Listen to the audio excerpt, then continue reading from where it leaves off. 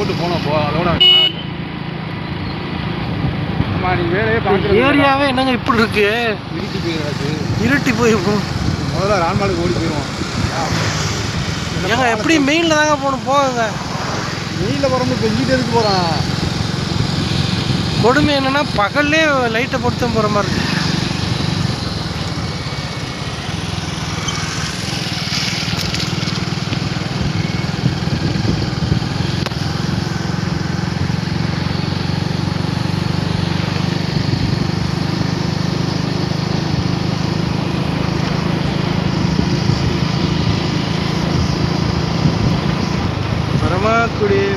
குடி எங்கேயா நீ பாடுங்க, பருத்தி பால் குடிப்பா.